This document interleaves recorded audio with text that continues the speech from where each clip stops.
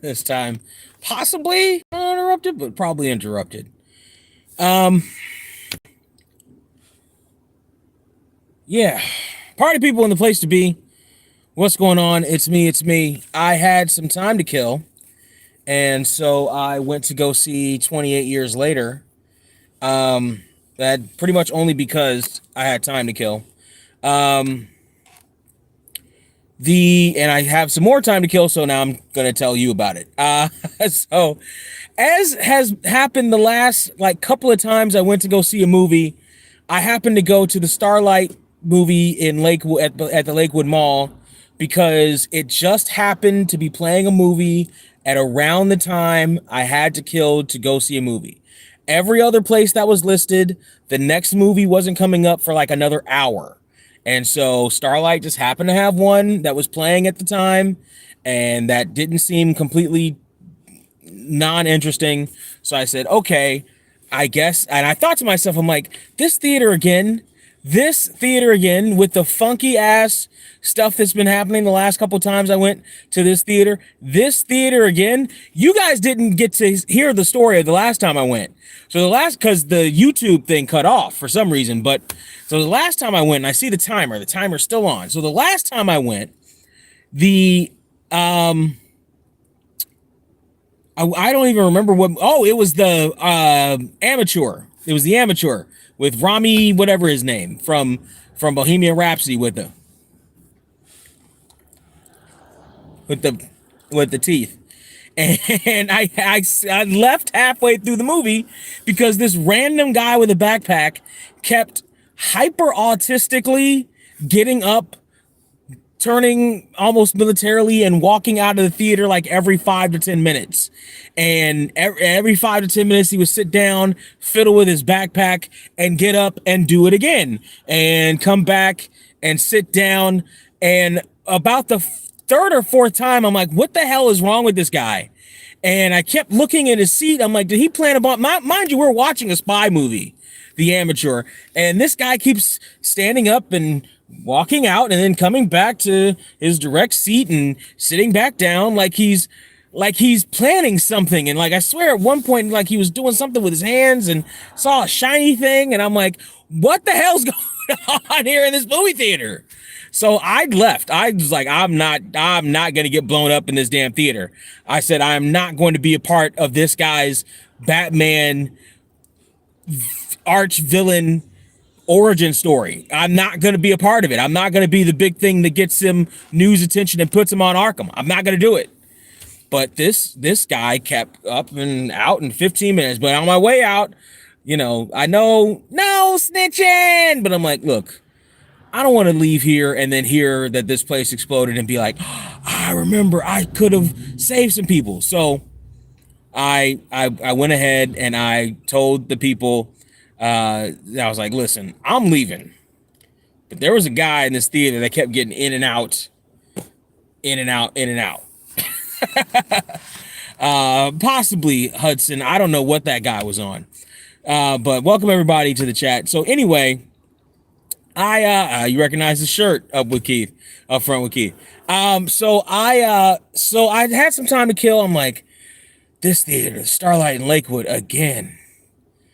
All right, I guess I'll go to this theater to see this damn 28-year zombie movie. So I go there just in time to like kind of get in I'm like, there's a lot of people in this movie theater. And like, I haven't been to a movie where there were a lot of people in it in not years, but Deadpool versus Wolverine was the last movie I saw where there were actually like multiples of people in the theater with me.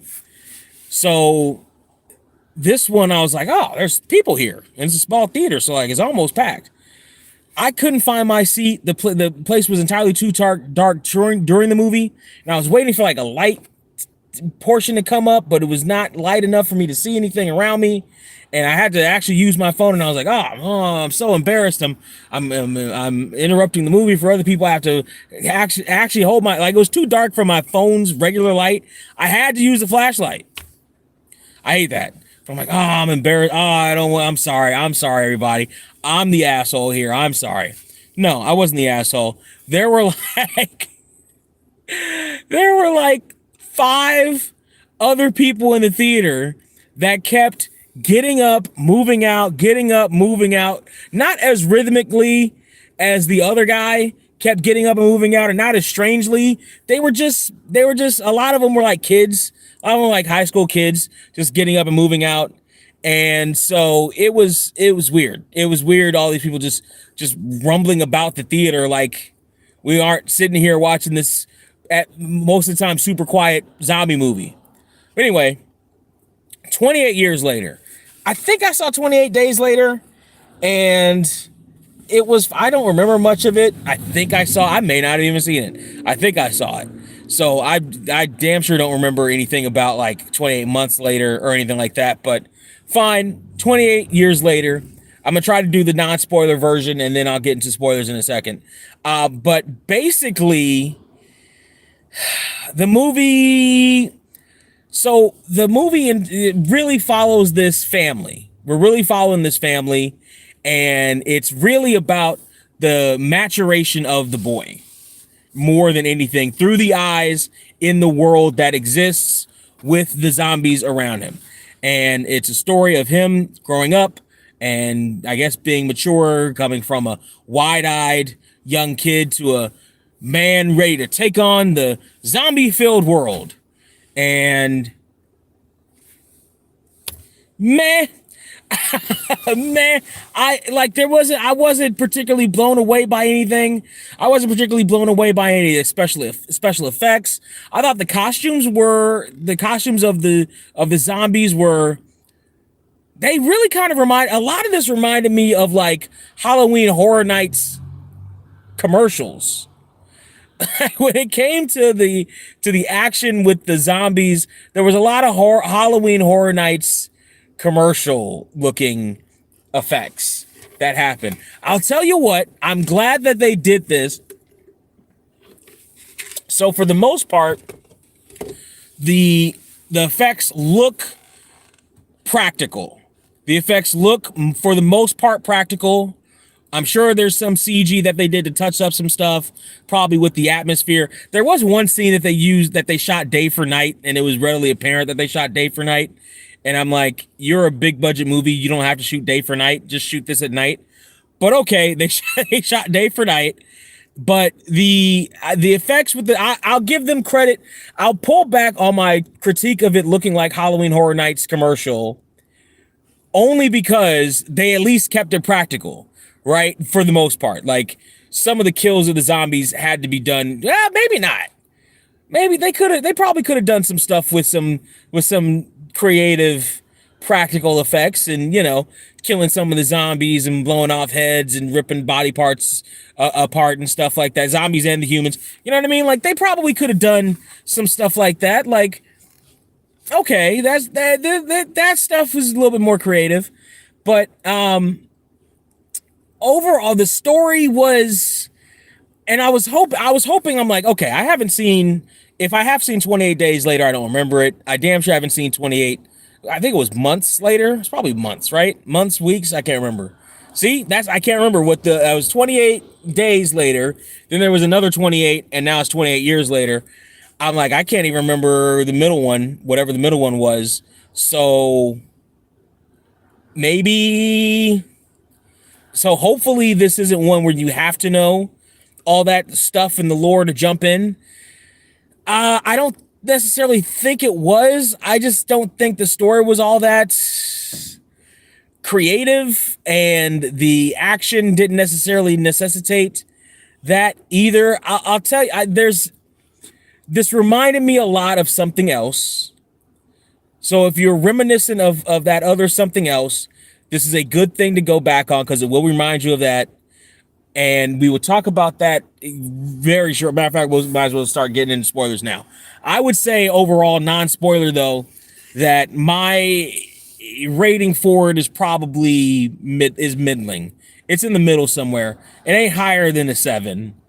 I'll get into exactly where it is later. I'm gonna take a sip from my drink, and we will get into spoilers. We will get into spoilers after I take my sip. We will dip into spoiler territory.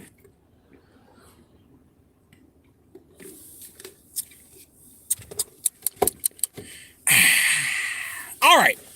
So this is just The Walking Dead. It's Irish Walking Dead. That's it. This is Irish Walking Dead. You got Aaron Taylor-Joy.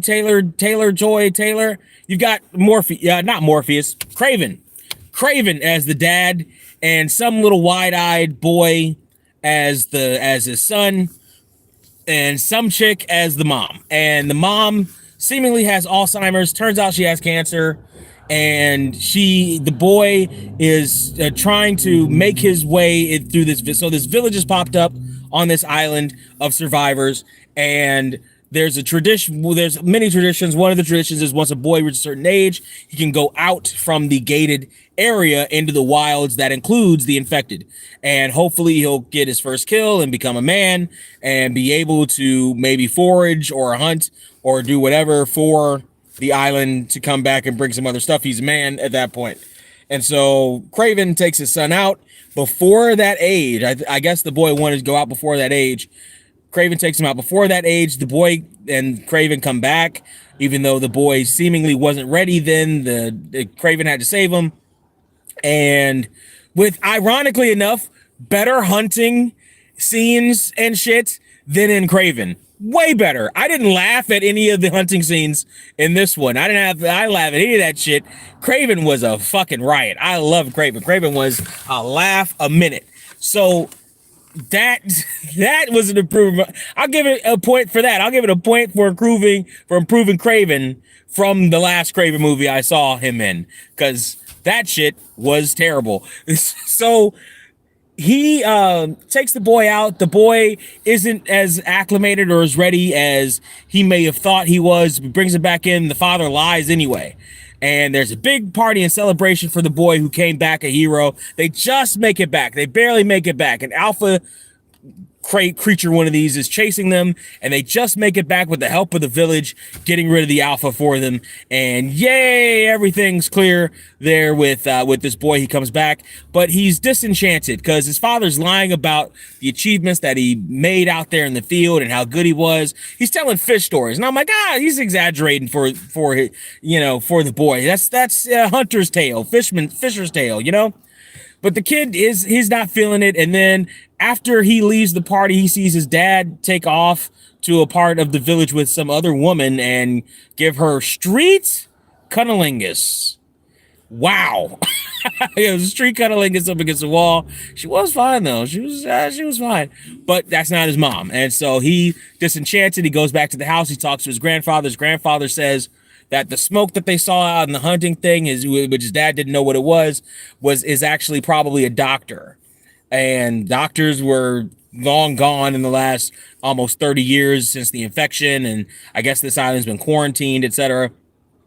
So, but the grandfather tells him that it's a doctor, and the boy is now intrigued. He's like, aha, this doctor can probably help cure mom of whatever's bothering mom. And so he controls this plan that he's going to, after he gets into a fight with his father about the events of the night and lying to him and hearing about the doctor, etc., he conjures up this plan where he's going to go and find the doctor, but he's going to bring his mother with him to go find the doctor. And so he conjures up the plan, gets everybody to look the other way at the gate. And so he and the mother escape out the gate to go find the doctor. And on their adventures to go find the doctor, he's going to try to be a man. And this very first night of trying to be a man and keep watch, he falls asleep. And one of the easiest infected, essentially the Goombas of the infected, almost kills this little fucker. But he just happens to be saved, and he doesn't know what saved him. Turns out his mom saved him. So this little fucker, he's still not actually good enough to really do much of anything. So much so that they get chased by some more infecteds on their way to go see the doctor where the smoke was coming from, and into this old Shell station. And there's a whole bunch of gas and stuff that's built up in the Shell station, benzene. And they go inside anyway because that's the only way to escape the infected that's chasing them down. They just happen to be saved by a sailor who happened to be stranded on the island, because I guess he says once you reach shore, You're dead. No one ever is going to come for you again. You're dead meat. There's no savior. But that soldier just happened to have some weapons and was able to save them. Strangely enough, because he shoots into this benzene-filled gas station, and all the infected that have gotten in there, they explode, but the humans don't. They just, They all the gas. It was a giant. It was like, remember Independence Day, where the big ball of fire comes through the tunnel and just happens to miss Vivica A. Fox and the dog as they go through that hole in the tunnel. It's that stupid, but it wasn't even that. It was like they were under a table. Like, it was stupid. That was quite stupid. That was quite dumb. And if I wasn't distracted by all the hoodlings that were coming in and out of the damn movie theater, I probably would have been a little bit more offended at that. But so they walk off with this soldier and give the exposition of the mom is feeling well, and the soldier gives his exposition of how he was there. And there's this nice funny bit where they make fun of his plastic faced ass girlfriend, and even the little hood kids in the theater were laughing at that because they know that the plastic looks stupid, and it does look stupid, ladies. I'm not sorry to tell you, it does look stupid. So they go on their journey. They walk along, and mom goes ahead of them and finds a derailed train. And along the way, we had seen all these different infecteds, but we did see one pregnant infected walking the creek with the other ones. And it was like, oh, that's weird. Why are we holding on to this shot for this long? I'm like, why are we holding this shot for this long? And again, this is one of the things that made it feel like The Walking Dead, because they would show these different infecteds very similar to the way they showed The Walking Dead in The Walking Dead. Like, I'm sure I remember there was a pregnant zombie in The Walking Dead. There was a kid. Remember the kid zombie? Remember how mind-blowing the kid zombie was early in the movie? And they put another kid zombie in this one early in the movie, right? Oh, it's a child that's infected. Your mind's blown. Aren't you intrigued and shaken by this child that's infected by this thing? Don't you sympathize? Aren't you? And even the little kid has a dealing with his heart about how, the first kill that he has was he killed a father. He killed the little Goomba father infected, and his dad killed the mother infected, and there was a kid infected, and he stops his dad from killing the kid infected for some reason, because they're kids, even though the stupid thing would have ate his fucking head. Like, what are you and infecting him?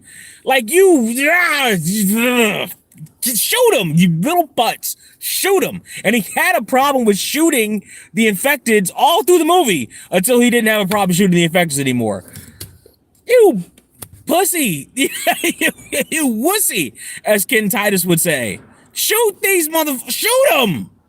Anyway, where was I? So they're off. The mom goes onto the derailed train for no reason. There's no reason to do this except she's a mother, and she felt the call of one mother to another, and all the mother calls. She felt it. She felt it in her bones. She felt the mom call. She felt the mom signal in her. And she goes into the train, past all the rats that are in the train, and happens to come across the pregnant infected, who somehow managed to find her way to this secluded train, as opposed to staying with the rest of the herd that she was with already. She went and disappeared by herself to give birth to this thing. Like, I don't understand this. What birth? Also, why? I'm like screaming birth and like standing there, and I'm like, but I'm seemingly confused about the process too, but still going through the process of giving birth. And it's like, I feel like in Walking Dead, that's not how it would have happened, right? Like, if you're a zombie, it's just another thing that you're not. Forget pain. It's not about pain.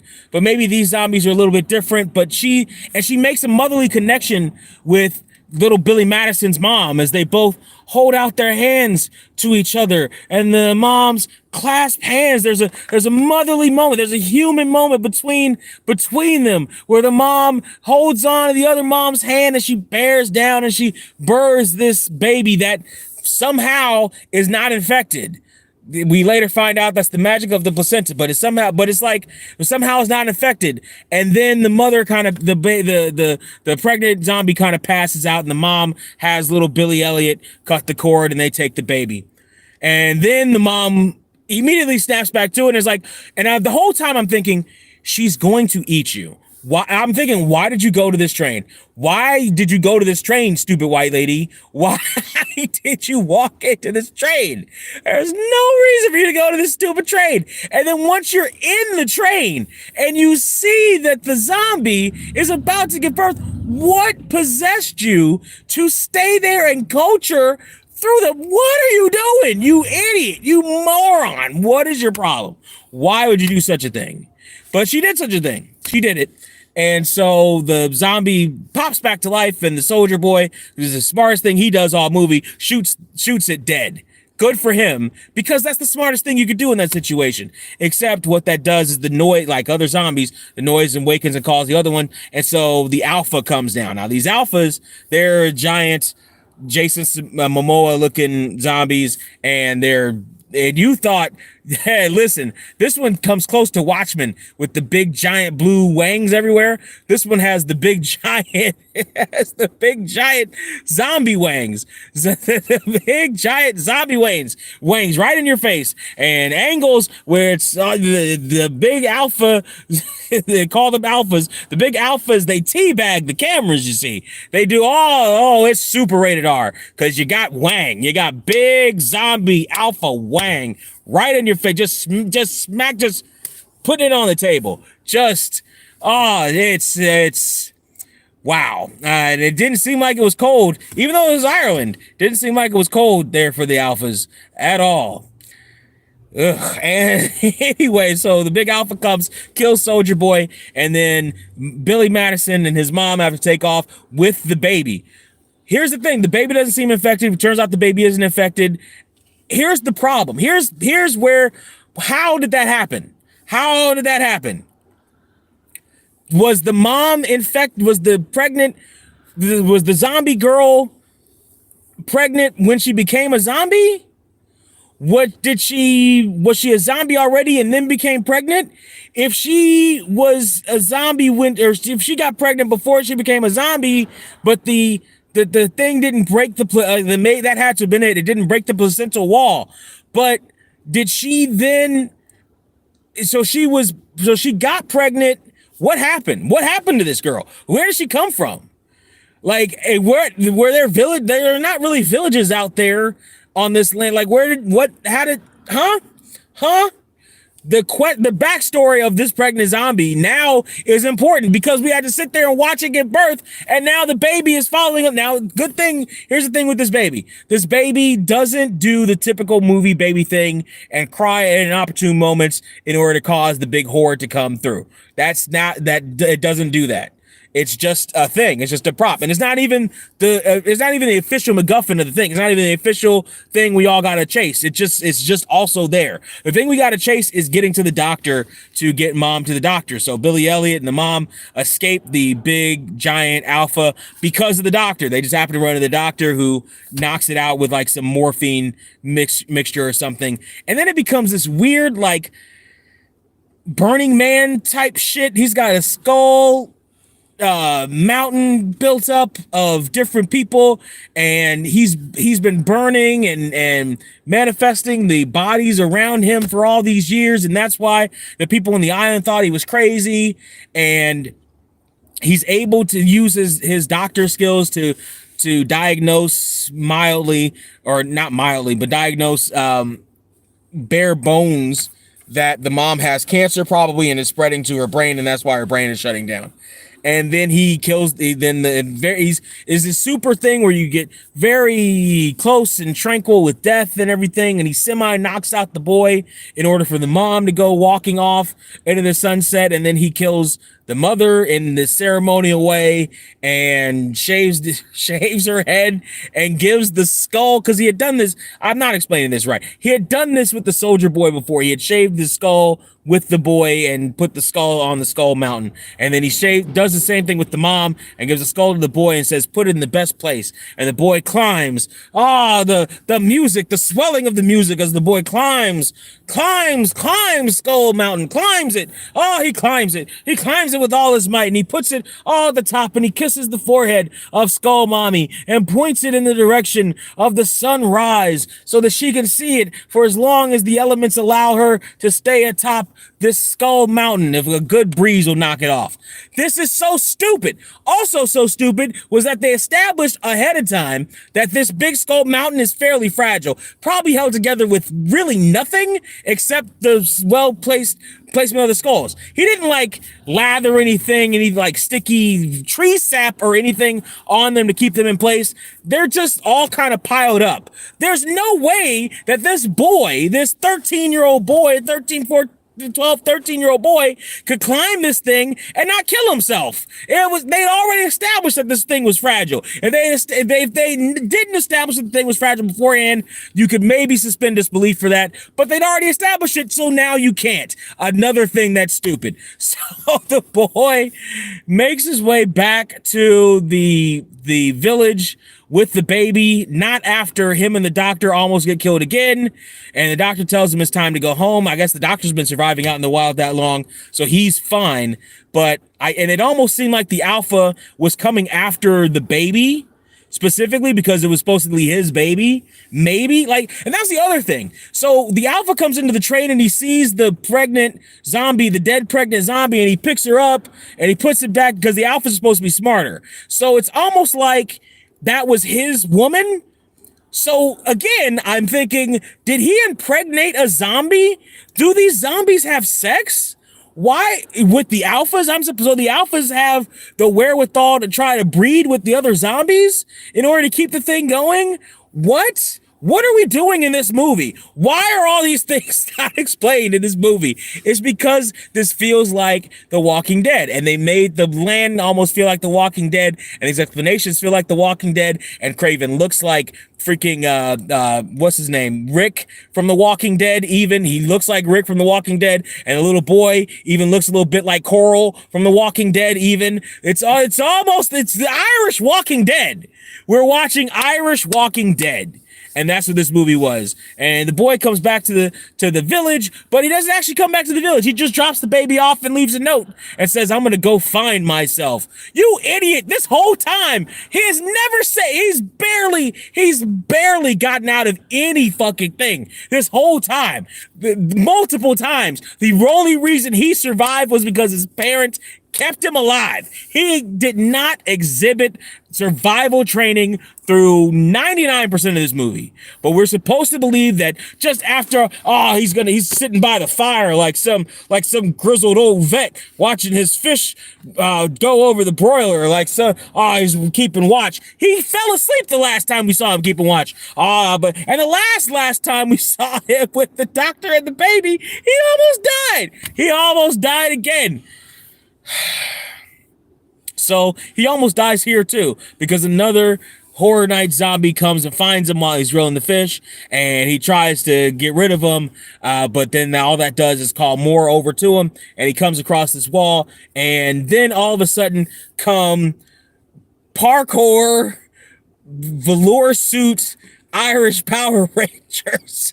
That's the best way I can describe them, because they're all in different colors, and they all come up on the ledge that stopped him, and he's like, there's too many for you to take. Mind if we have a go? And he's like, yeah, sure. And they come off, and they literally do parkour. They do parkour off parkour.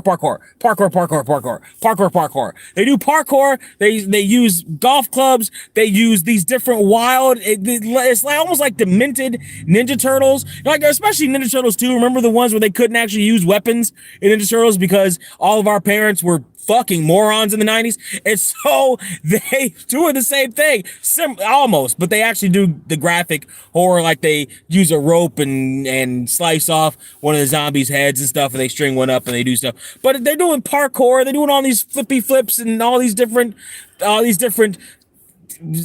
skater-esque, no, kick-ass, like kick-ass-esque murders and kills, and maybe some Deadpool in there.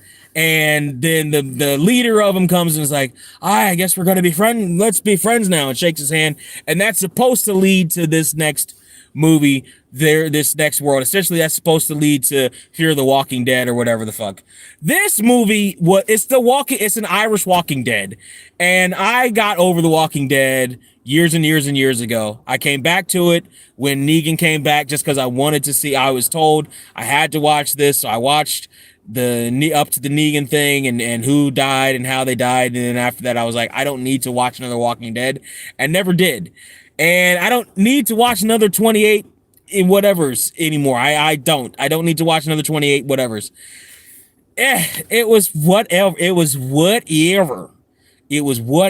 Out of $15. Thank God I only spent $5 on this one. Out of $15. 28 years later is worth probably $5.